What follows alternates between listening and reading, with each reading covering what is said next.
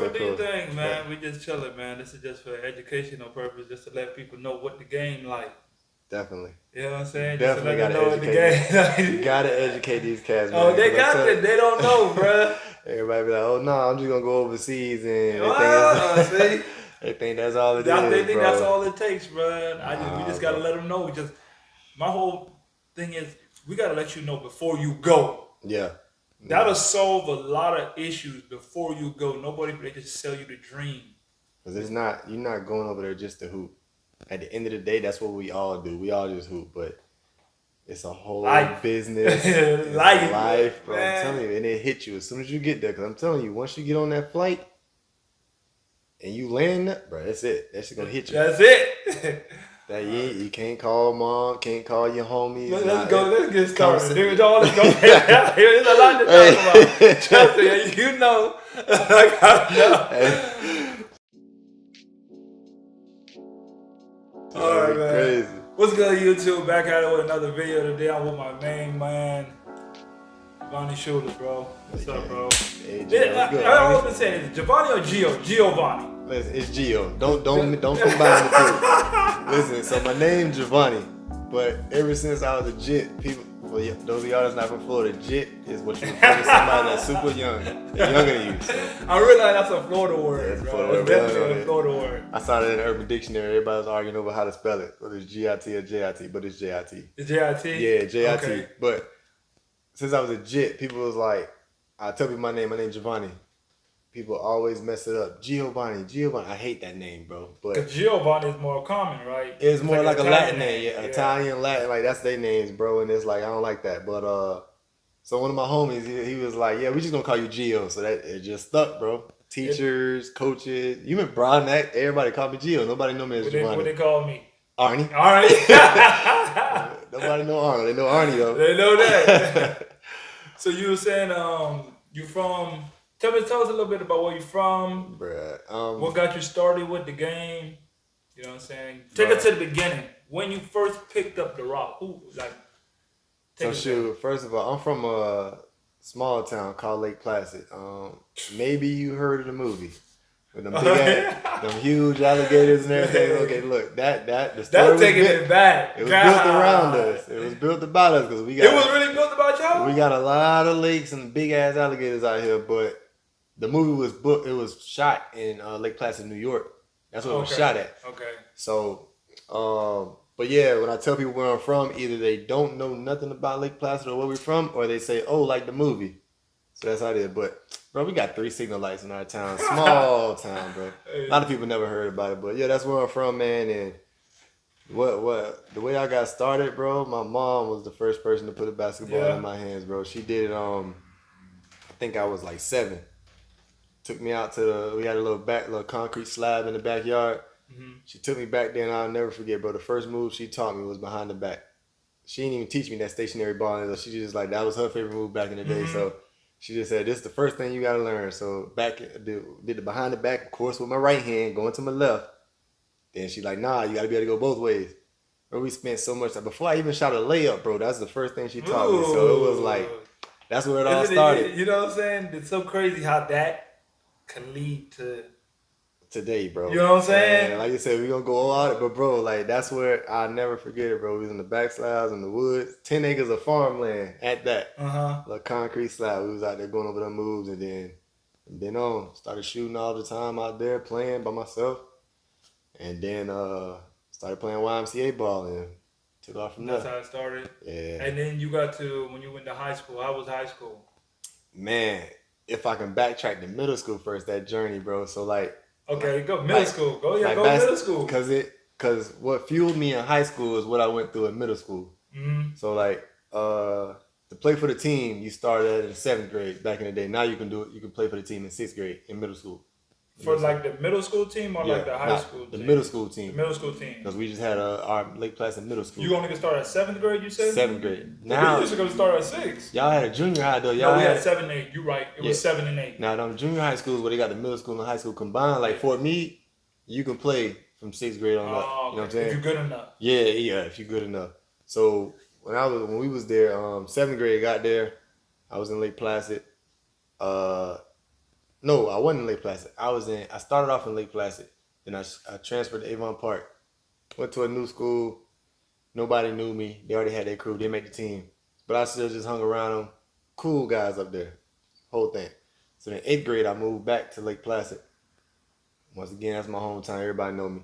So I made the team. Bro, I played 1 minute and 4 seconds. He got it down season. to the minute. I'm telling you, he knew it. This is what fueled me. Me and my homeboy rode the bench together, bro.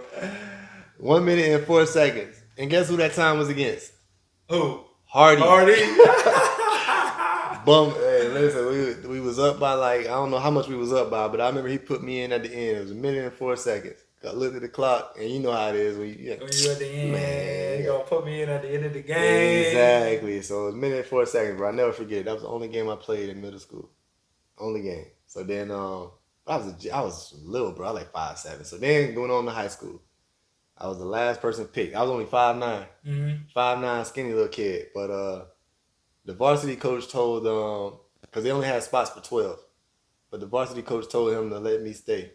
Just in case, guys. Somebody got hurt, something. He said, because he said it was close. It was between two guys who was going to be that last pick. So he told him, keep both of them. So he kept us both, bro. Christmas grades came out. 7 people flunked off. Damn. Opportunity. And we going to get to that word. You know exactly who we about. You did it. And you did a segment on Coach Brown next. So we about to bring it right back.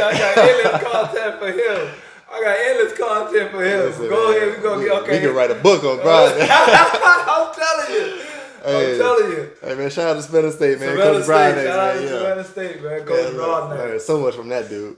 But yeah, we're gonna get to that. We're moving slowly to get to that. We already know. That's a huge segment. Bro, he learned to this day, bro. It's still everything he instilled in us, man. It's crazy. But back to freshman year, man. Last one picked. Coach told him to keep us both. Everybody, 7 people flunked off. I was playing minutes. I was getting burned, but I wasn't like starting. Man, once after Christmas when everybody flunked off, hey Gio, you got to start. I bet all that did was give me experience, and it just took off. Bro, my sophomore year, I don't know what happened. All I know is I was always taking naps. You know me to this day. I'm gonna take a nap. I'm taking a nap, bro. I went from 5'9" to 6'3". That's normally when it happens. I came back my sophomore year 6'3". I played 4 games on JV. Varsity coach pulled me up. Came off the bench my first game, and ever since then I've been starting on varsity. But I say 10th grade. You was still in 8th grade. You were still in middle school. Okay. Yeah. So, but when I went to my junior year, that's when we came up. That's when I came up. But yeah, you and Mark. Yeah. So yeah, man, that's how it all happened from middle school to high school. And I'm telling you, like, once I hit that growth spurt, it wasn't to where like, hey, you can't tell me nothing. It was to where like, okay, I got all the intangibles. I got the fire from not playing my middle school, getting looked over, and it was just fuel, bro. It just kept going, just kept trying to get better. And yeah, man, that's just what I remember those. I remember you in high school. Cause y'all was straight in high school. Yeah, junior and senior year, we was solid. Y'all was solid. We had some battles with y'all. Y'all, Avon Park, Sebring, everybody knew you. Yeah. Y'all the tall point guard with the dreads. Yeah. With the braids, the cat with the braid. Everybody knows. And that's so the crazy guy right there. I was like, dang, what this dude good? Man. I was like, dang, I was legit coming up, and I ain't played. Yeah. So I used to just be at all the games watching. I'm like, hey, this dude, he going crazy all the time, bro. We just got one dude to stop. Can't stop him. Bro, and I'm going to say, I'm glad you said that. Because that backfired. Because I'm going to tell you, you remember this.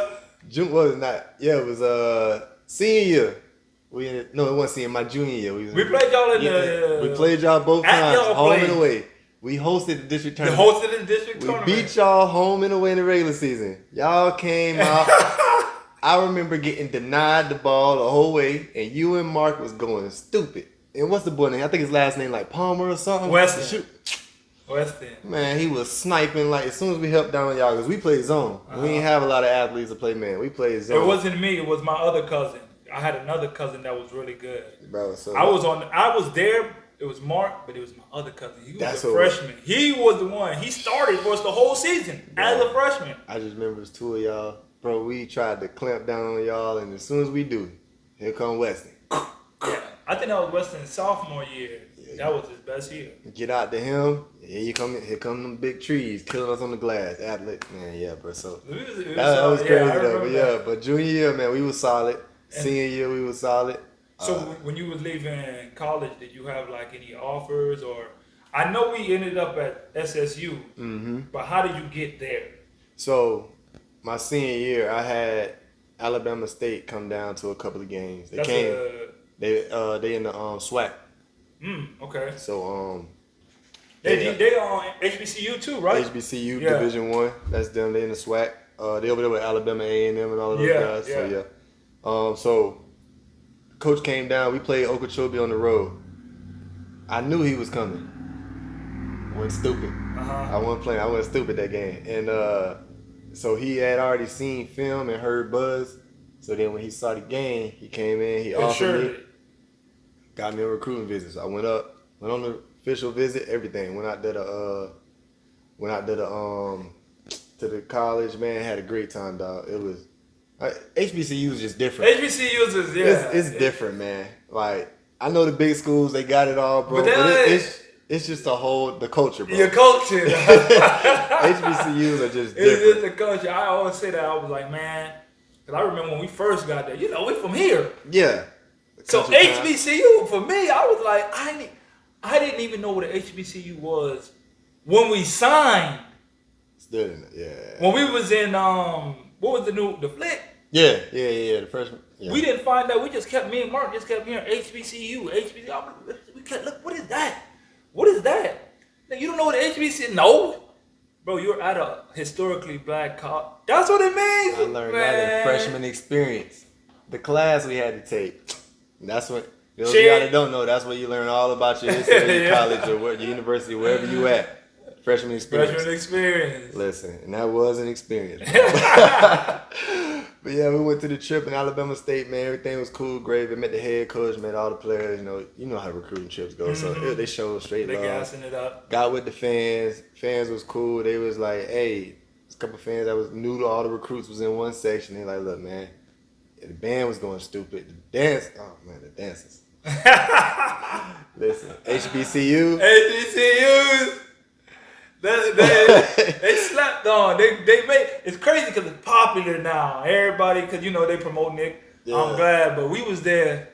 It was in the gutter. It was just something you don't even know. You don't know what it is until you go there and experience. Until you go. Nowadays, because Eddie George, Deion Sanders, all those guys, they Chris Paul. Yeah, shout out to them because for sure, they're making it more known. But we was there when it wasn't known. Exactly. Until you got there. I'm saying, man, so they was all telling us, like, look, it's different. I'm telling you. I'm saying, I see. I remember telling this one lady, I see. I was looking at the dancer. Yeah. But anyway, so when I came back to the crib, I'm like, I'm telling everybody, I'm going to Alabama State, sign my letter, everything, boom, boom, boom. Bro, 2 weeks before graduation, high school graduation, the head coach gets fired. I didn't heard that story so much, bro. So I don't know how y'all don't know how this works. You can sign, you can do all that stuff, but you sign under that head coach. Yep. He got fired. The new coach new coach is coming with his own agenda. Always. So that fell through. Bro, I wasn't even happy at graduation. I didn't even want to go. Because you already knew what? I'm hurt. Like, bro, I ain't in the mood to go to no graduation. What I'm celebrating for? Like, I'm like, what am I about to do? And then this dude, that was Levi Williams. Shout out to Levi, man. He's from Sebring. And he was coming from Savannah State to be the head coach at Lake Placid. Oh, he was coming from Savannah State? To be the head coach at Lake Placid. What was he doing at Savannah State? He was like what Jay used to be. Like that third assistant and the recruiter. Like Cox. Yeah, Cox. Yeah, Coach Cox. That's what he was doing. So he was like that third assistant that was mainly out there recruiting and just grinding. Yeah. So when he said he got tired of that, so he came down to get a head coaching job at Lake Placid High. He heard about me. He worked me out. He called Coach Jay. He said, hey, this kid's solid. So it was late. So, Savannah State, they had already given out all these scholarships and stuff. So they said, if you want to walk on, we got a walk-on spot. I was like, all right, bet. I'm going to take that. I've been grinding my whole life. Like I said, middle school, got that fire built. Now y'all just fired the head coach. I thought I was going to Alabama State. Bet, I'm about to go out here and show out. Bro, I get there, bro. While we had 16 freshmen. Damn.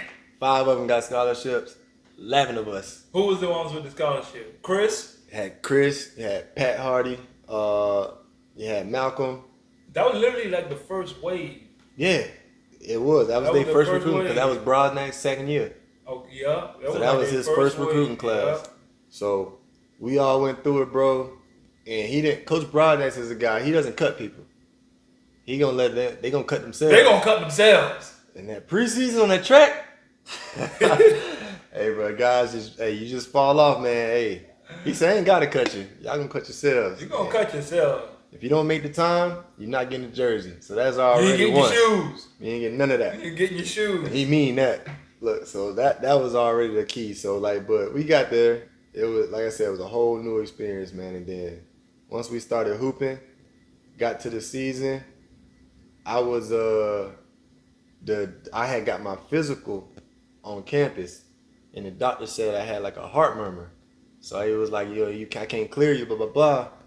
It's like, what? So I missed the first 5 games of the season. First 5 games was home against SCAD, Jacksonville, okay, and 3 other. Bro, mind you, the year before I got there, they won 2 games. Why we started off 5-0? Ah, bro, I think I heard about that. It was so live in the gym, bro. Man. And I'm just sitting on the sideline like, oh man, where it go from there? I'm like, I'm not about to redshirt if I don't have to. So I went home. I came home on one weekend, got a physical done.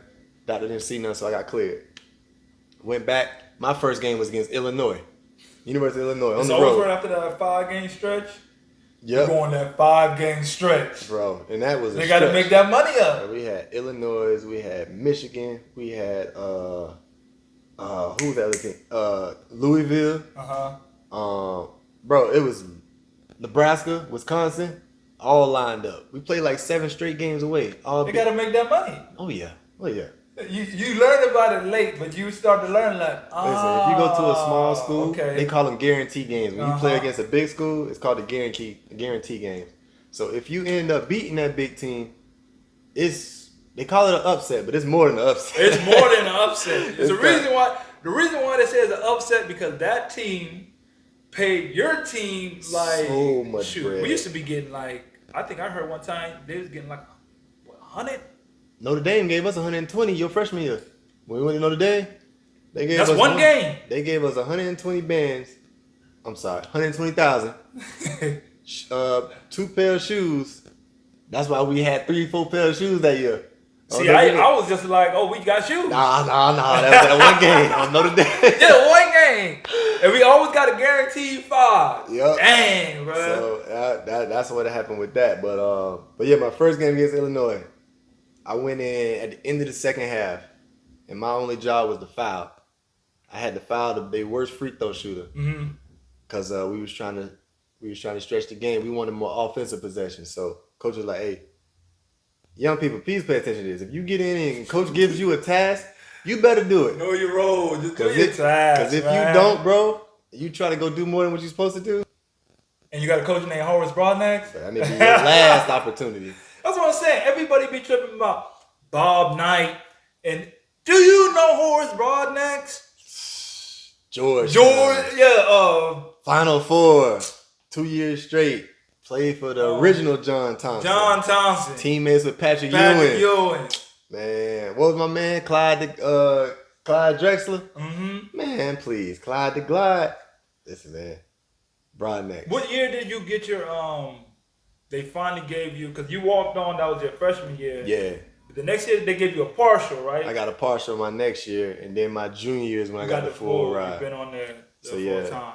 So my first game against Illinois, he said, go in and foul this dude. That's the dude you foul. Went in and fouled him. He missed both free throws. We had a possession. He's been your guy ever since. He took me out, put me back in the foul, and then at the end of that game, bro, I hit my first 2 threes. Like, it was just garbage minutes. Mm-hmm. Went in, 2 threes, bang, bang. That was it. For the next 11 games, bro, I didn't miss a shot. Dang. I got more and more playing time. I think I started off like 17 for 17. That's crazy. It was something crazy. And I wasn't even paying attention. I was just hooping. Who came to you with the stats? Jay? Jay. Jamie with the stats. Jay, I was about to say, it had to be Jay. He did his job too good. He had to be. You're supposed to tell that to the other coaches and keep giving me playing time. Don't tell me that. Now it's in my head. Now it's in your head. Nah, I don't want to miss my first shot. In your head, so now you're supposed to just hoop. Bro, But think about it. That's what a lot of players like don't understand. You get a minute, You gotta take advantage. 30 seconds, take advantage. That led to 17 straight, and you playing every game after that. You know what I'm saying? Yeah. Just from that one opportunity. And bro, I ended up starting. I think it was against Bethune. We played Bethune at home. I ended up starting. And boy, you talk about nervous. Coming off the bench, man, ain't no pressure. Yeah. Man, starting, I put more pressure on myself than it was supposed to be. So, ended up starting. That was the game. That shoot around is when Jay gave me the stats. Said, bro, you know you haven't missed a shot. And it went all the way down the line. And everybody egging on Joe. Everybody egging on. Yeah, that Joe. boy fireman. We sitting around playing. Now everybody know you can do this. Everybody else loose. I'm walking back to the dorm at the shoot around, rubbing my head like, bro, I gotta be perfect. I gotta be perfect. Man, I went out there, bro. I missed my first 3 shots. And what about next? What brought next on? Brian Nax wasn't tripping. He was tripping because when I missed, I used to get mad. Don't let one mistake lead to 2 mistakes. What's the question? What's next? What's next? Like, what is next? That's when you see this go up like this, bro. You remember that's selfish. He said it's selfish. You got your head down after you miss a shot. The play still going. You leaving your teammates out because you still worried about your missed shot. Exactly. He always had it down to the mental aspects. We was never there, bro. Nah. And I love how he always correlated basketball to life. That's what it's all about, bro. It's like, what's next? All right, you lose your job. What's next? All right, you flunk a test. What's next? All right. I'm allowed to speak grown. That cat said, all right, somebody fucked your wife. What's next? Like, bro, Brian Nax was giving it to us raw, bro. Brian Nax giving it to us raw. And I'm so glad I got it from him. Like, it couldn't have been a better teacher for the ad. Like, a lot of the stuff that I do today and reach, and I understand energy. Why is this man always screaming energy all the time? Because no matter what you do, you gotta have energy, bro. He understood. It's like that's the whole concept. You gotta have energy to do anything. That's what you gotta focus. That's why he was always mad at Pat and Rich them for being cappers and stuff, because you putting your energy towards something else. By the time you get on the court, you like casual and stuff like that. But you ain't all in. Yeah. You ain't all. Give me a horse broad next story. Give me a horse broad next story. Bro, I got 2 for you, dog. Okay. I got 2. My freshman year, before you got there, coach was teaching us how to close out. Because this is how you close out to a shooter. He had a kid that he used to pick on, my boy Mike Benny. He always got one. Benner. He got one. He always got one. So he told Mike to shoot a 3. Coach had closed out soft. This how y'all doing it. Y'all creeping out to him. Blah, blah, blah. Energy, you gotta get out there, scare his ass. Bro, Mike took that next shot. Coach ran his ass over and knocked him into the bench. He was like, don't fucking foul him like I did, but you gotta get out there and make him think you gonna foul him. Bro, Mike was getting up so slow. He finally got up. Coach looked at him. You all right, son? Hey, bro, that shit was so funny, dog. He's like, you just ran me over, bro. You just ran me over. Yeah. You better not act like you hurt. You better not act like you hurt. Nah, that's it. He like, ain't no trainer shit. Fuck, man. Go sit down. Get some ice. That's all I know. Bro, the next story. This the best one. The best one? Forget it. Mike Benny again. Bro, Mike was a real spiritual dude. Oh my! Real spiritual dude. He'll use anything. And Coach knew it. He'll use anything. So Coach had this thing called Bert and Ernie. So Mike, we was doing dumbbells. Duke. Yeah, we was doing Duke, and you gotta play defense. Oh, you gotta get 2. You gotta get 2 stops. Duke. You gotta get 2 stops to get off of to get out the drill. We be looking who with me. You gotta look to see who with me. For real. I ain't going with my friends. I'm going with who's gonna play D. Who gonna lock up? A G. All right, we good. You look. Nah. We good. I see you serving somebody, I'm gonna step back. I'll go next round. Nah, bro, we ain't doing this. I ain't going with Glenn. Nah. I ain't going with Glenn. Hey, Glenn, off the court in the locker room, bro, you my dog. I ain't going with you, man, Duke. I ain't getting in that box with you, bro. Not in Duke. So look, Mike Benny was up there, bro. 5 times in a row, him and his teammate got scored on, but it was Mike. He just kept attacking him. So it was, I bet. Coach said, Fuck that, Mike. He said, both of them go get Bert and Ernie. You know how high The arena is in Tiger Arena. So he had to get dumbbells, walk up and down. So we keep the drill going. So after a while, coach said, all right, put my dumbbells down. I've been a hill sign. He told all the players, he said, everybody, shut up. But everybody was quiet. You can hear the AC. Man, Alvin put his down. You ain't hear nothing. Mike put that shit down. That shit said, clink. Coach said, pick him back up, go back up again. They don't know. This is what you gotta understand. It's aluminum. Bro. The most loudest Bro. substance, and you got metal plates and don't make a sound. You literally gotta... You gotta squat down with that joint and guide that all the way down, bro. Mike dropped that joint like an inch off the ground. Think about it. Everybody be quiet.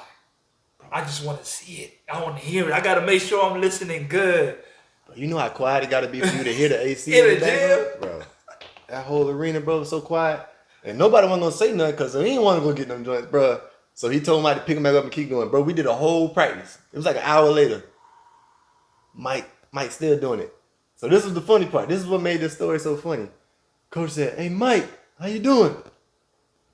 I'm good, coach. Bro, he's sweating going out down his hands. It was like, he said, hey, Mike a spiritual guy.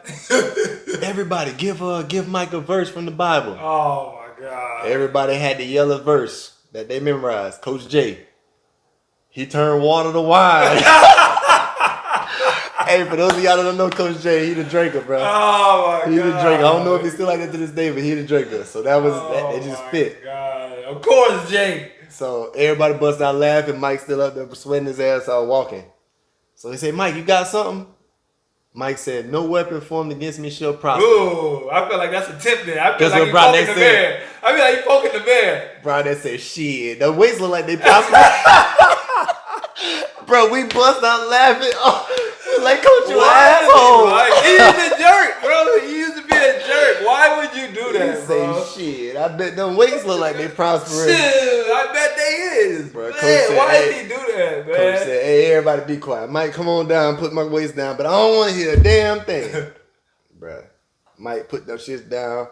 He put them down, bro. His hands was like this. Shaking. Just bent. Like he couldn't straighten his fingers. Like this. So we got the clothes. We went to the locker room. Everybody in the shower. We about to go to the cab. Mike still sitting there with his hands. He's like, bro, I can't straighten my hands. And this is a 5th-year senior. Dang. No mercy. Nah, bro. Coach didn't care who He you don't was. care who he is. But that's the best stuff. But when he said, no weapon formed against me shall prosper, and bro, they said, shit, the weights gonna prosper. I bet them weights gonna prosper. Oh, bro, that was SSU, bro. That was my best story from Broadness, dog. Broadness. All right, so college. Now you move on to the pros. Let's get into like, where was the first? What was that whole like situation? Like, did you get an agent? How did you get into? I'm going pro, and this is the route you took. What I wish I had known. Nah, not known. I shouldn't say that. I wish I had known more guys that played overseas before I did, or that was currently doing it, to get that guidance. So, a mentor. Yeah. So to know where to go, what to look for, you know what I'm saying? That's what Which this is why whole I'm thing glad is. you're doing this. Yeah, bro. Because we can talk to people that we know that's coming up, but this is gonna get out. This so everybody can hear it, bro. They gotta hear it. That's You why. gotta get ready for it, bro. You don't understand like what's really coming. Like college, you make it in high school. College is cool. You in the real world now. This is totally different than anything you're gonna experience.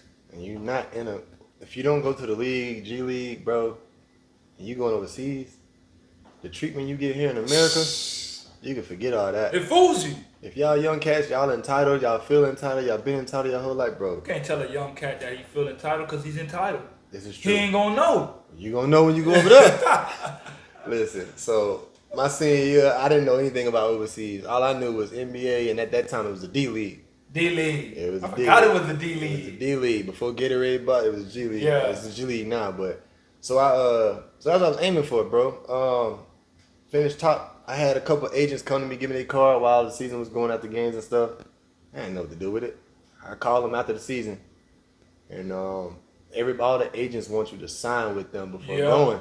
Mm-hmm. But once I finished my last game, it was like 19, 20 agents all emailed me. between email and Facebook all hit me up at the They same must time. have like a certain. The ones that want you, they know as soon as that last game over, that's when they can have full conversation. Literally at that time, they can literally hit you up. So like it was just being blown up. So it was just like I don't even know what to do with it. Brian actually didn't know nothing about overseas. He was the only one I went to. Okay. Like I said, none of the players like really went overseas like that. Yeah. That was before me overseas. Who went? Joe was the only one? Joe went for like a couple months, and that was it. It was only a couple months? It was only a couple months. I could have sworn Joe went for like a couple of years. Nah, he did a couple months, and that was Canada, it. right? I don't even know where it was, bro. I think it was Canada. I don't know. But I this don't is know. what I wish I had known. I wish I had asked Joe about his friend, because Joe got a lot of homies that's been playing overseas. So because he's from DC. Yeah. If I had reached out to him and been like, "Yo, do you have somebody that plays like help me out with this?" You don't know that. I didn't know that.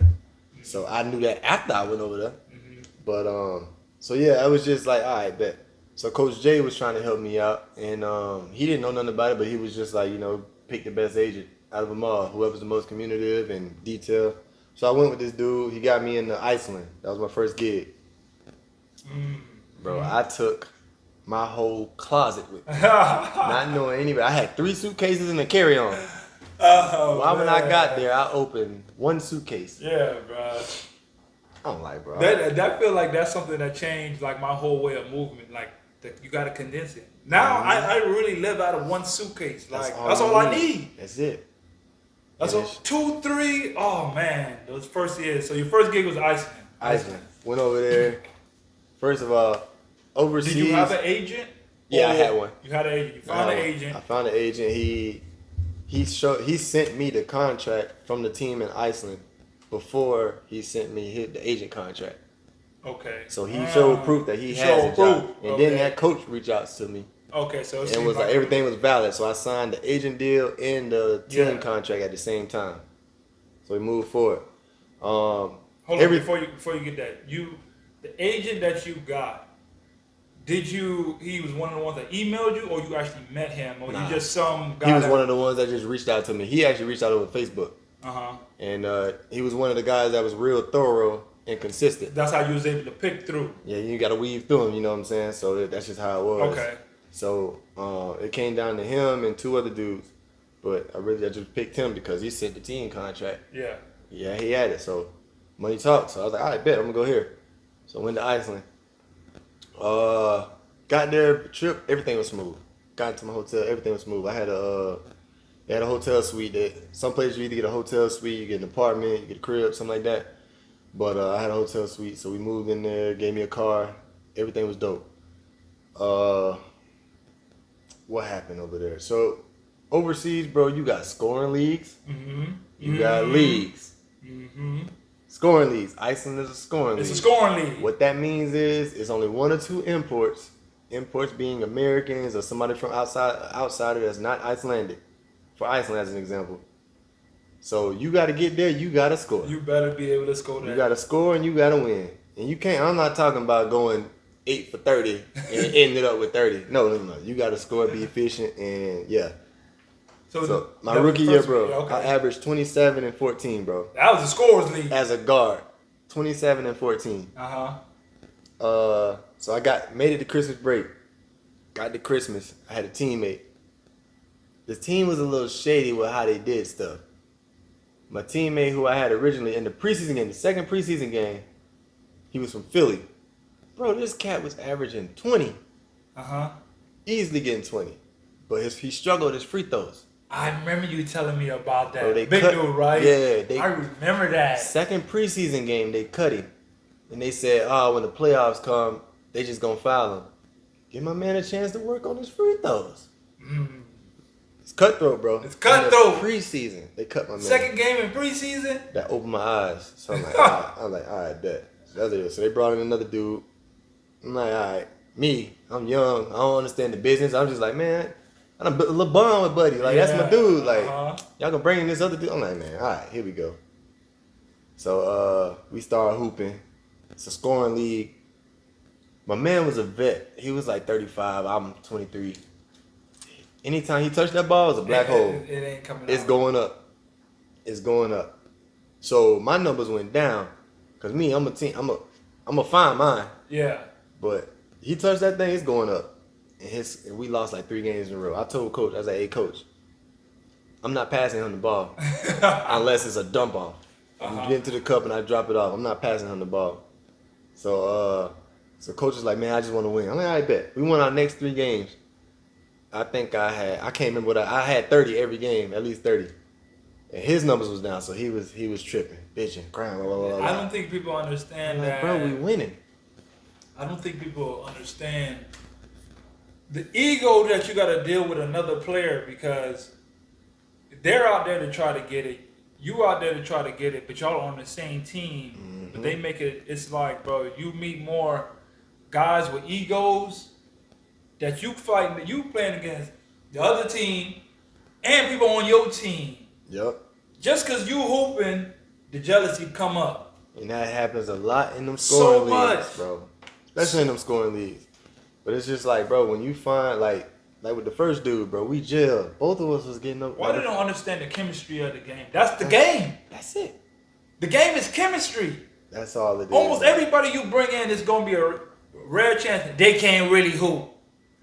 But in actuality, it's just chemistry, because almost everybody going to be able to hoop. The player you get 85% chance he's going to be able to play basketball. Like, you wouldn't be here. Yep, exactly. And that's just how it was. And it just wasn't working out, bro. And then he did some fugazi jump, bro. So he asked for my car because his car was in the shop. So we had practice one morning at 9 a.m. So that previous night, he wanted to go out. I'm like, all right, yeah, you can use my car, whatever. Boom, boom, boom. He's like, you're going to be back. Dude went out, stayed out with some chicks or whatever. Bro, it's 8 o'clock, I'm blowing his phone up. He ain't answering. It's snowing. Mm-hmm. So I'm texting my teammates. My other teammates was Icelandic. They locals. I'm not their responsibility. So if you guys are buttholes, bro, I ain't gonna lie to you. At 8 o'clock in the morning, if I'm getting hit up, I'm probably not gonna listen either. So I wasn't mad at them. But I had to coach everybody. Coach was like, man, you gotta find a way here. We gave you a car. Yeah, you gave you a car. And it's my fault. I gave Buddy my whip. Mm-hmm. Man, Buddy went out. I couldn't make it to practice. So he come back. The whole practice? I didn't make it the whole practice. Practice was from 9-11. So then we had 2 of days. So then that next practice was at 5. Bro, he came back at like 5:30. But I caught the bus to the gym at 3. Mm-hmm. He came to practice at 5:30. Everybody know he just woke up. So coach had already chewed me out for not coming. Management was there. So then he came. Management came. When he walked in, I said, hey, y'all need to talk to him. He got my car. He was like, man, what you talking about? We a team, man, blah, blah, blah. Hey, you gonna put this on me, blah, blah, blah. I'm like, yeah, I'm snitching. It's your job on mine. You took my whip. How I'm gonna get her? It's snowing. Bro. So that happened. I said, you know what? Give me my flight. I'm ready to go. Because we already weren't gelling on the court. So I was like, I ain't finna be with you off the court. It's big. I'm like, man, let me get my flight and go. Now in the works, when we weren't gelling on the court, another agent from Kuwait was already hitting me up. Uh-huh. So I was like already working on like a backup plan. Yeah. I always got to have a backup because these teams overseas, they got backups. And these agents, they got backups. Exactly. So when they recruit you, they going to make you feel like you the one. But trust me. Always somebody on standby. They got 3-4 dudes on standby. Always somebody on standby. So that, bro, speaking of my mans in the preseason, had us feeling great the first week. After that second preseason game when they shipped him out, Buddy came in the next day. He been ready. They had him. So it's like, you got to do the same thing. Do not get so caught up in that. It's a business. It's a business. I think that's the most important aspect that you got to start looking. You can't get your emotions tied in with the business because it's a business. Mm-hmm. You know Taylor. Yeah. He the one who put me on that. Hey man, he's like, I didn't got cut from a team, left, and they brought me back. It's a business. You can't hold no, you know what I'm saying? It's just the way they business. The only emotion you should have is for the game itself. So after you left, did you go straight away to the other team? So what I did was I asked for my release, and they told me, because I asked for it, they weren't prepared for me to leave. Mm-hmm. They said that I got to wait until they find another player. And I was like, that's cool. I'll wait. So they was going to book my flight back home, but it would have been cheaper for Kuwait fly straight there. to fly me there. But I didn't tell them I was going to Kuwait. Because if I had told them that, they would have held my money, which is what they do. You don't tell them everything. Don't tell the game. They're telling you want to go home. They would have held my money, Because I've seen them do it with other people. They wouldn't have been feeding me. They would have told the restaurant not to feed me no more. Man. Like, listen, I've seen some grimy stuff. I'm pretty sure you have too. Yeah. I'm telling you. So that's why when you out there, you got backup. Don't tell everybody your business. Even the locals that seem cool. Them locals be the ones them locals. This is what I realize how, man, nosy or not even they just doing to be in everybody's business and tell you can't say nothing. I spilled water. The whole city gonna know. Yep. They don't know who spilled it, when you spilled it, where it's at, who clothes it got on, everything. So that was. Would you say that situation was like a good situation for you, or it was just like? It was good. As far as getting that scoring mentality and getting the feel of the game, but it was also good from the business aspect of seeing how they treated my mans in the preseason. That was a business experience, and then also was seeing how my interaction with another American. We both in a foreign country, but us bumping heads like that. And you know that's a video like making later on, talking about dealing with people like that. Literally dealing with players like that who will literally stab you in the back. And it's like, bro, we all we got. We done dealt with. I'm pretty sure you've seen some Americans that'll try to keep their job by snitching on you or by doing. Come on, bro. It's just too much. They out there. They all do it. I don't understand why. I don't understand it. Just who? If you gotta put me down to make you better than you, not sure of yourself, bro. Like what you got going on? That says a lot about your game. That says a lot about your game that you don't have. Come on, man. I didn't see the backstabbers in the game. It's so crazy because it's like, bro, we're out here like when you go to another country, you only got but one or maybe two, if you lucky, other Americans or people like you. So you just be out there and like, who I got? If something happened, I'm dolo. Yeah, because them locals damn sure. Them locals don't care. Hey, you dolo. So the only person I got is buddy from the crib who I'm supposed to be cool with. But he over here making me miss practice and going, you know what I'm saying, gonna say that I'm the problem on the side just so he could cover himself. Like, yeah, boy, I'm telling you, they out there though. But like you, man, I don't get it, bro. That's just how they are. But yeah, when I left, man, it was a great business experience for me. And then when I ended up leaving, they gave me my flight. It was like, yeah, your flight to go back home is this day. I told the dude in Kuwait, all right, boom, I'm clear to leave now. They gave him a clearance. I didn't get on their flight. I was on the flight to Kuwait. Went to Kuwait and hoop. Was the only import out there, another scoring league. Won the championship. You won the championship in Kuwait? Won the championship. Rookie year. Still second half of my rookie year. Good start. Telling you. So went from a little rocky start, but then went to another league, got a championship. But another lesson learned here. When have you ever heard of somebody playing in the league in Kuwait? I don't really hear about so much people in Kuwait, bro. So, resume. It's a resume killer. That oil money is great. It's a resume killer. So, my mistake. You don't know about playing in certain. Every contract is not a good contract because they put money to it. All money ain't good money. See that right there? Yeah. If I knew that right there, oh my goodness, I would have avoided so many contracts. Oh my God. I went to Kuwait. You're right. I went to Kuwait, bro. Now that I think about it, you was the only person ever played in Kuwait that you know. And you know a lot of hoopers. You know somebody that knows somebody. Listen. How many? I'm the only one you ever heard of playing in Kuwait, right? Maybe you and one other person. Maybe. Yeah. But that's two out of hundreds of thousands of hoopers that I done heard and ran across. What I found out when I got there, I was wondering why it was so easy. All of the Americans that was over there, I'm 23. No, I had turned 24 by the time. 24. All the Americans over there was 35 and up. They know what they because they at the end of their career. I'm just here to collect the cash. Easy money to go out there to them leagues, and they just playing. That's it. Mm-hmm. And the dude told me, like, man, your young behind came out here, man, and messing it up. You ain't supposed to be out here. I thought he was just talking trash to get him ahead. Like, nah, bro, you about to get this work. We won this chip. And but all of them kept saying it. Even now, they're like, why you out here, man? You supposed to be in Europe. I'm like, what y'all mean? I don't know. I was in Iceland. I just took this because it came over. How important is it to have a mentor to tell you? Bro, they said it says a resume killer. One dude was like, I came over here when I was 33. It was like, my resume on Eurobasket ain't shit. I don't care because the money good and this is the end of it. He was in Saudi, Kuwait. He was in Kuwait for a minute. He just kept staying in the Middle East. So I was like, I still don't understand, but I got it, but I didn't know still. You didn't know the after effects. After effects. So that summer, man, I got a chip. Came back to the crib. Call 9. What? Man, I just want a chip. Did you man. splurge? Heck yeah. You splurged? You I'm splurged? fresh out of college, you know. Oh, One chip, man. I went back to Savannah. All my boys are still out there. My boys still there. I was back and forth between Savannah and the A. I was in Atlanta. We was out there having a good time. Oh my God. Splurging.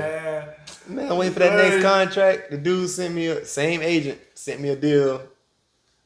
5 bands a month to go to Iraq. Iraq. Didn't you go? You went to Iraq? You didn't go. You didn't take it? I didn't take it because of my mom. My mom was like, heck no. All money ain't good money. I should have took that money. You should have. I should have went. And this is why I say I should have went. She was like, nah, but like, look, this is what Ain't I'm saying. nobody trying to go to Iraq at that time, bro. But listen, this is what I'm saying. So the league was safe. Uh-huh. You know what I'm saying? Shoot, Buddy in Romania came up missing. You never heard about that? Nope. Man, Buddy in Romania, they was on the road. They was on the away game. Started talking trash. They lost the game. He went out to the bar, was talking trash to the locals. Came up missing. Nobody know what happened to him. Dang. They didn't even have a body. They didn't even have a body to send home to his mama. But that was back in 14. Mm-hmm. Like 2014, bro. That's what I'm saying. You don't even understand the importance of having somebody next to you because he went out by himself, bro. I think people believe that once you go over there, you're living by the same standards of what people live with. When I was talking about that entitlement stuff, you think you got it good here, all of this stays here. Once you leave, it's over with. You just another body. You just another body. You're a foreign body. The same way we look at immigrants and all these people that come to our country, that's how they look at you. Now, in the sports world, they're going to admire you as long as you hooping. As long as you hooping. They're going to admire you. But she knew I was going to do it. Man, after I turned that down, my uncle was like, man, you should have went. My uncle's a Marine. He's been in Iraq. Uh-huh. He told me them leagues that they playing in, it's heavily guarded and you safe there. Oh, okay. They're going to take care of the players. They're going to take care of you. So you good. And it's like, I was like, dang. I'm like, all right, anyway, I got a chip. I'm going to get another deal. Okay. Nothing came. Bro, you going to get a deal by July, August, depending on where you at. Bro, I got a gig that next year, September. It was the beginning of September. And I left within 2 days of signing. I went to Portugal. Top league Portugal, but it was a new team. New teams. They had no bread. New teams. And it was either for me to keep waiting. And 2 agents had told me already, like, look, playing over there, but your resume just dropped like it's trash. Because they know that ain't no real, but it got the bread. You might have got the bread. Yeah, you worked at McDonald's, but here, come work at, goddamn, some corporate company, like. CEO of Amazon. Yeah, you know what I'm saying? Like, to go from here to there, like. No. It's not going to happen. So it's like, yeah, I got employee of the month at McDonald's, but shoot, I qualify for you now. No. So what? So, yeah, that's just how it was. And once them agents told me that, I thought about them old heads in Kuwait. Started clicking. I said, okay, it's valid. And it set in when I saw that contract in Portugal, bro. It's like the agent told me, like, look, you can keep waiting.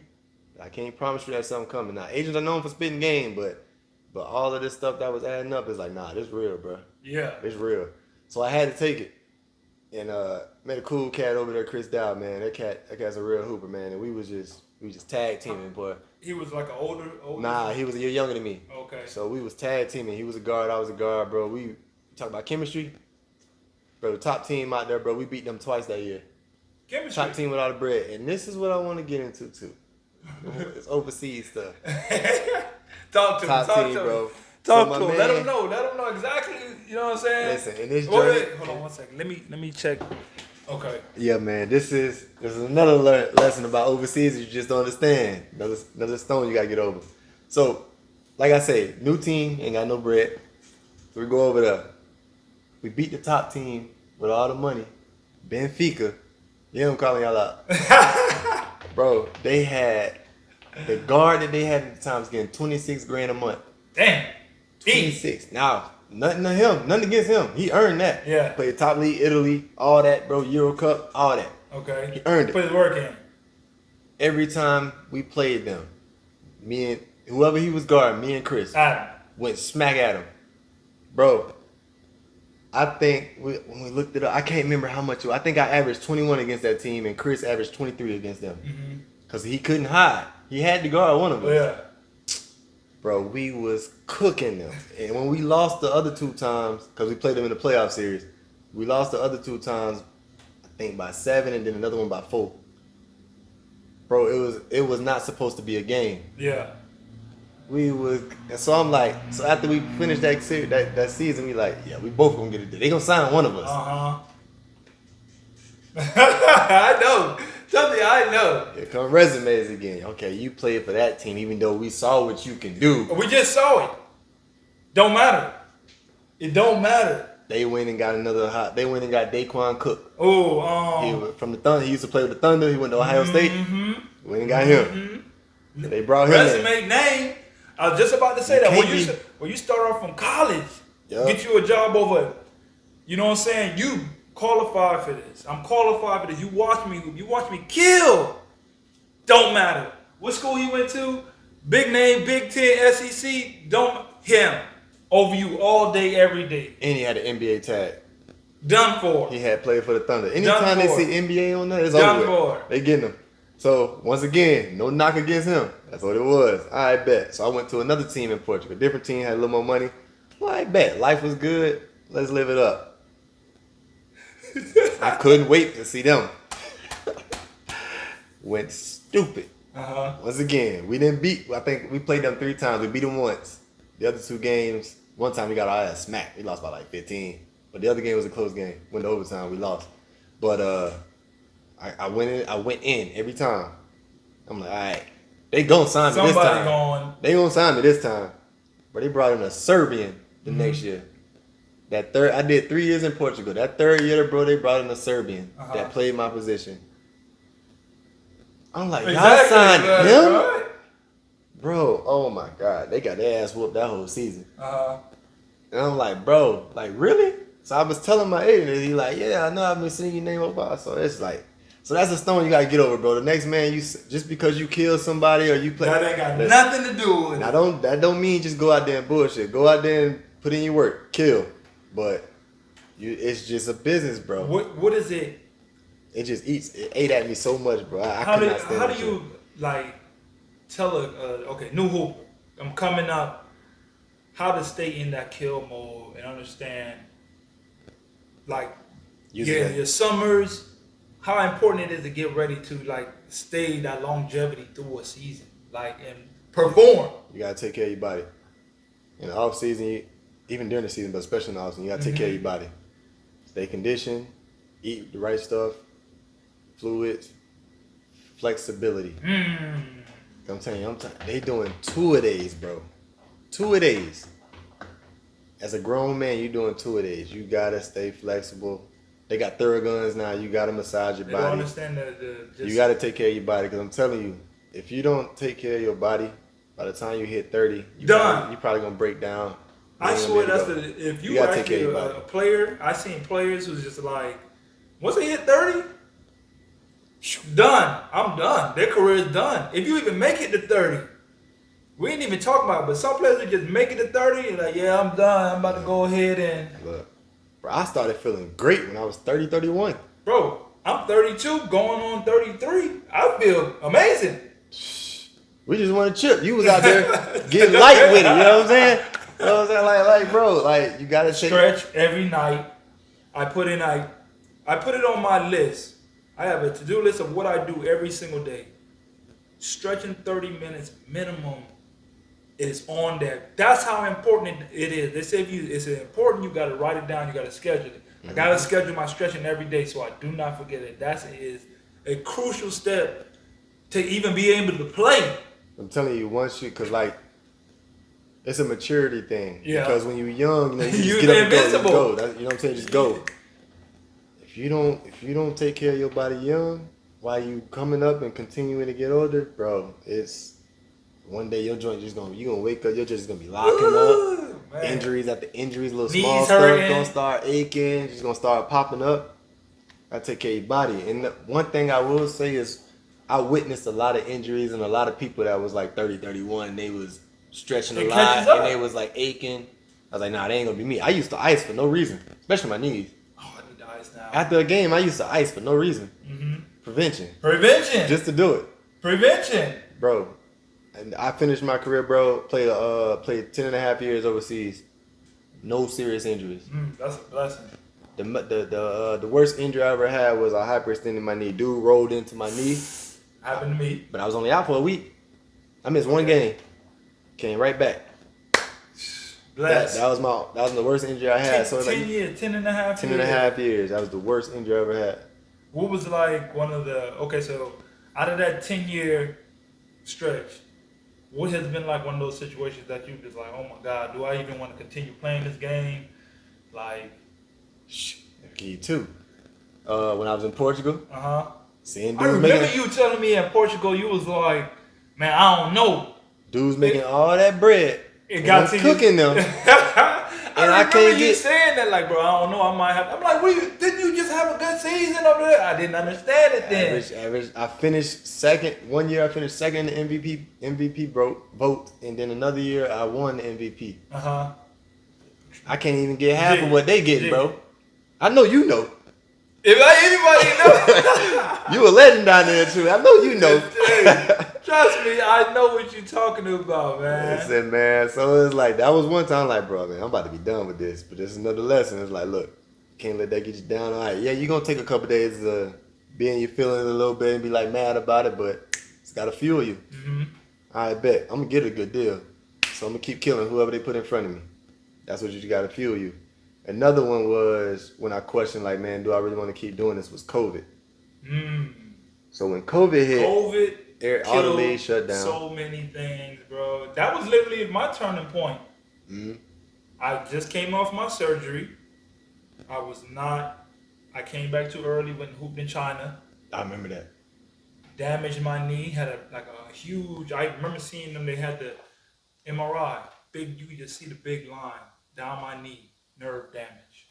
Couldn't even walk. Dang, I barely could have walked. So I was like, I got one chance. Either I'm gonna be able to play through this, or it's over. Yeah, that's it. Yeah. Went to Argentina, 2 weeks. COVID stopped and retired a lot of players. It really did. A lot of players. So COVID had you thinking it was a wrap. So when the league got shut down in COVID, I was in Chile. You was with? I was in Cancun. Okay. We was actually in a playoff series with you. You brought them back. Yeah, because they was in last place. Went down there after. I hate Cancun, man. I hate playing against them. That floor is terrible, man. Yeah, it is. But I used to finesse my way. I was a vet. So like, look, I told him that in the interview too. I told him, like, look, I hate playing against Cancun because it's so loud, they crazy. But when you play for them, yeah, you're rocking. It's rocking, boy. I ain't gonna lie. It feel like college again, because they right on top of you. That joint dope. When you play against them in the playoffs, yeah, it's that crazy. joint be rocking. Hey, and then when I used to like when they played Valdivia, because they hated that coach. Who they call him, Gator? Yeah, they hated him. They hated Gator, but yeah. So I went down there. I think they were. I don't know what their record was, but they was last place. We lost that. No, we won the first game I played. We lost the second game, but after that, we hit a win streak. They switched out and brought in another American big, and my boy T. Leonard. He's still down there. Yeah, his wife Venezuelan, so they gonna be down there for a minute. I'm actually gonna do another video talking about what guys go through when they over there like that. He had went through like depression. Yeah. See? Yeah. You know what I'm saying? How bro. Big that is. Like, and he stayed there during COVID. When that league shut down, I flew back home. He stayed there the whole time. Cause like his wife from down there. His wife from down there, so he just stayed. So bro, after COVID, Colombia, a team from Colombia hit me up. I remember you played in Colombia when the league was like a league. That's when it was jumping. Yeah. They hit me up. Because they wanted to try something, the bubble. They saw the NBA. So I was like, I bet. That started everybody with that bubble. So I'm like, bro, I ain't playing nowhere. All right, let me go Let me go play for this bubble. Nah, I don't know how y'all feel. COVID contracts is what I call it. There ain't no fans. Oh, man. So if you ain't got no fans, ain't nobody buying the merchandise. No tickets. No tickets. So the sponsors are not gonna be there. Yeah. Ain't nobody putting their money in it. So COVID contracts, they low. I'm like, we're gonna take this pay cut. COVID gonna be here for a year, so we just gonna be cool. Went out there, hoop, played with a team. It was another new team. I don't know why I keep tracking these new teams. These new teams. Stay away. If they say new team, stay away. We new to the league. Leave it alone. Leave it alone. Cause that respect level is low. They gonna come in. That's how I got my first gig. New team in Colombia. Hey, it's a new team. We in Colombia. You know what I'm saying? Bro, we made it to the Final Four, bro. Final Four with a new team. I think it was like 14 teams in that league. We played to the Final Four. That we lost in the semifinals. That next year, same coach switched teams. Guess who? Another new team. But it was they was new, but they have a history. Big old arena, but they had been out for like 6 years. Cafeteros. Nah. They came back a year after that. It was Montelones. Yeah, I don't know. Yeah, see, they wasn't there when I was there. They was out for a minute. So they came back. They had more bread than the other new team. So I was like, shoot, COVID's still going on. Nothing bounced back. Yeah. Let me go back. Played again. Had that year, bro. And once that ended, I started getting deals from teams in Argentina, team from Germany, and I forgot the other. What was the other one? Bolivia. Mind you, I won a chip in Bolivia. I went to Bolivia for a summer league, and that joint was live, but we won a chip out there. That team you played for, they was straight. Yeah. Do we have that gym? I have not. Look, and there's 3 teams that use that gym in Potosí. There's 3 teams. There's Calvaros, Potosí, and Pichincha, and Nacional. So it's 3 teams in that city, and they all use the same gym. But boy, when we play or Calvaros play, that joint live. That joint 12,000 going. Rocking. That joint be rocking. I got old video from just looking like getting the crowd. Cause we played them in the playoffs. Yeah. Our team was just like the whole situation. I remember you hit me like, hey yo, you trying to slide out here? Yeah, cause we needed another big. I was trying to get you. Like, yeah, you was like, yo, you trying? And I was just like, man, hell no, man. I ain't coming back out there no more. No, ain't no way. I'm not ever coming, bro. It was just that experience was just horrible. But that team was a whole different. Cause I seen the players that they got, and I seen like their situation was a little bit better. It's way better than ours. That was my first time playing for a team that had the national team locals on their team. We had 3 cats that played. We had 3 locals that played for the national team. It makes the biggest difference, bro. So it's like, all right, they understand the game, and when Americans get off the rock, they know what to do with it. Yeah. Man, look, you talking about bro? We went undefeated. Dang. Then we went to the League of Las Americas. Oh, you played with them in League of Las Americas too? Went crazy out there. They let you rock. Yeah. And our coach was a young Argentinian dude, bro. Once he installed everything, bro, he saw that we knew how to hoop. He was just worried about defense. Yeah. As long as y'all do what y'all do on offense, because y'all know the game. I'm just worried about defense. Bro, it was so chill, bro. We was hooping. It seemed chill, but we was hooping. In Bolivia. Now that altitude's stupid. Man. I think it's like that city, man, it's like the 2nd highest altitude in the world, bro. I went there. I had so many nosebleeds, just random nosebleeds, bro. I think my first practice, we was doing 3-man weave. I went up and down. And I couldn't do it. I had to get on the oxygen tank. And see, they don't even know that, like, you might go so high up in the mountain, you can't even breathe in the whole section. You just thinking, I'm coming here to hoop. Nah, bro. How you gonna hoop in these conditions? I remember getting off that flight and driving to that drive. I hate that drive. I hate that drive, like, man. Bro, y'all about to kidnap me, bro? Where y'all taking me? Up, down, around. I never had so much, like, gratefulness for straight roads, bro. Straight road. I never been so happy for just a lane road from going in Bolivia, bro. They don't have that rail either. It's like you make the wrong turn, your car gone. You literally, dang, how high in the air, bro? Going up. I gotta look that joint up, but I know that it's the 2nd highest altitude in the world. You on the bridge, they ain't got no railing on the bridge. You just free, like, bro, are we really? That's it, bro. It's crazy. So went out there, bro. I tell you, we did 3-man weave, dog. I went up and down the court twice. Had to get on oxygen tank. Everybody laughing. I'm thinking they about to cut me because they think I'm out of shape. Nah. They laughing. They like, hey, man, it's normal. They all casual with it. The other American was there for like 2 weeks before I got there. He laughing like, oh, nah, they chill. He had his turn. He was like, I was like that too. So I was a little chill there, but nah, bro. But once I got into it and you get in shape, it's always fire. Bro, I came back home after that season. I didn't hoop for like 3 weeks. Bro, when I went back on the court out of hooping, I'm expecting to get a little winded. Best it. I played up there like twice. I'm like, you gonna be in the best shape of your life when you playing out here because there ain't nothing gonna compare to this, bro. Denver, Colorado. Oh, nothing. It's nothing I compared to that. this. Nothing compared to this. So nothing compared to Potosi. when you had going through your career, did you have an OG, somebody that came in and just like, okay, this is the steps that you need to take to be able to play 10 years. So you had to deal with your whole career without an OG. How important that would have been for you if you would have been able to find someone that can just... How important it is to have a mentor. I think that's one of the biggest lessons no one's ever taught us. You have to have a mentor. You have to have somebody that's been in the game, done it, know what they're doing, and that could tell you, hey, this is what you need to do because this road ain't what you think it is, and these are the steps that you have to take. It's key, bro, because like we say, it's not, even though you're going over there to hoop, it's not just hooping. There's a lot more to it, and I'm hyped every time some young cats reach out to me and like ask different questions and stuff. I'm so happy to give them the game and give them that realness.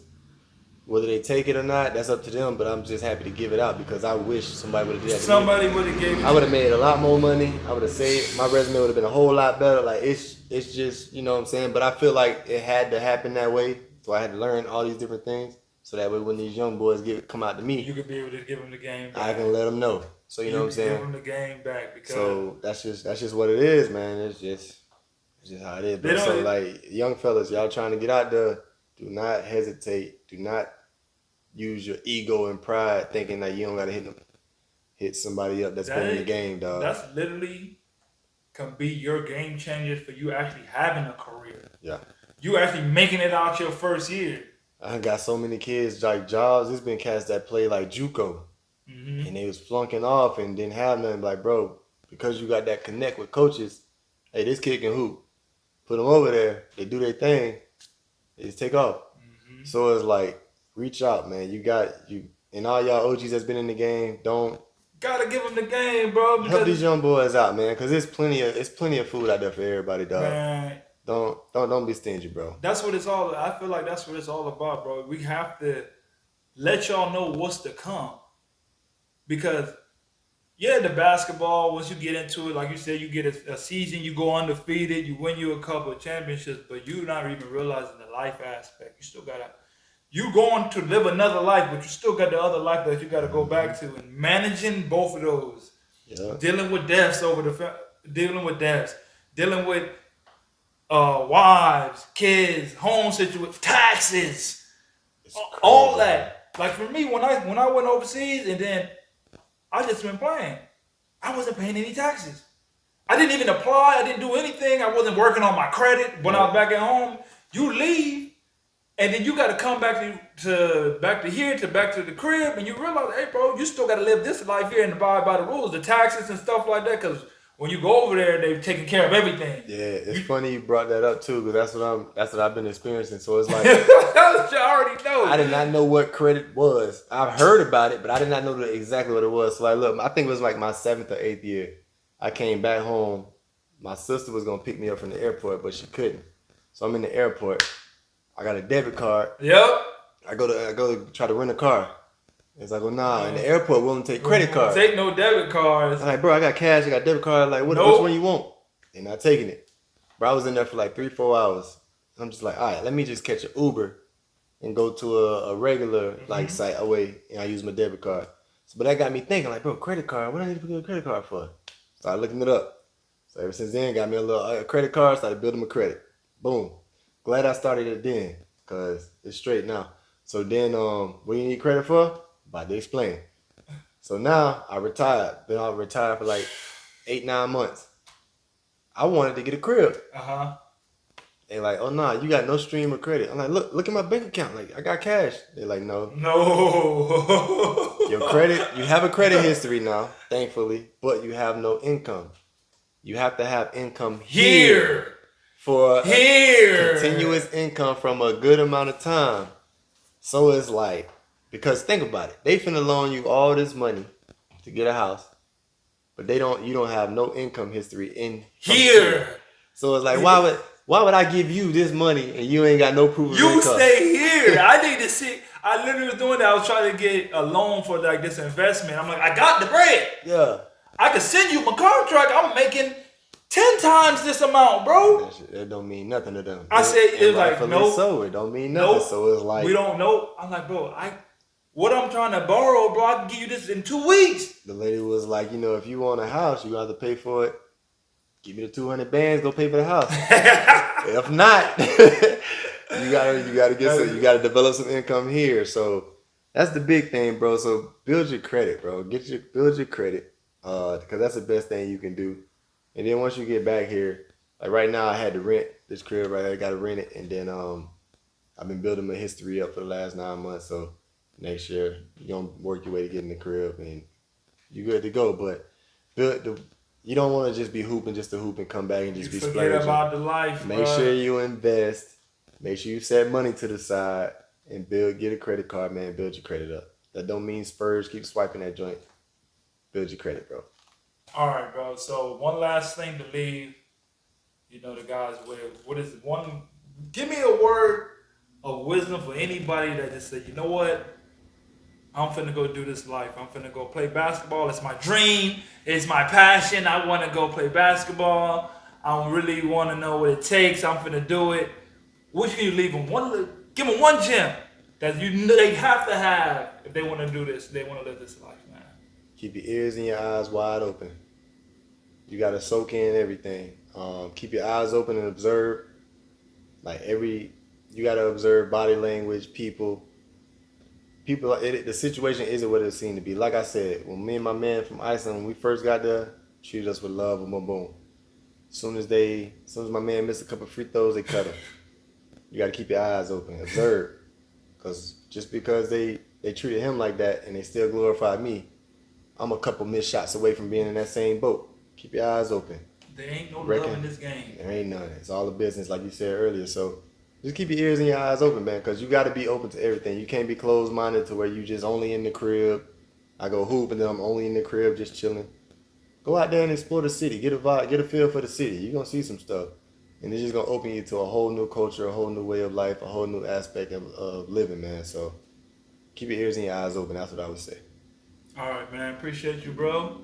You know what I'm saying? Thanks for having me, bro. You. I feel like we gave him some good gems, you know what I'm saying?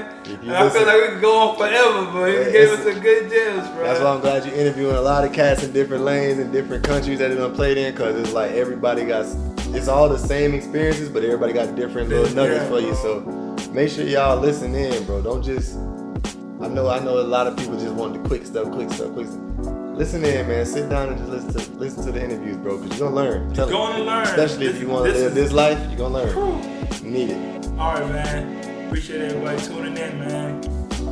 Learn from this. It's all this to learn. Till next time, man.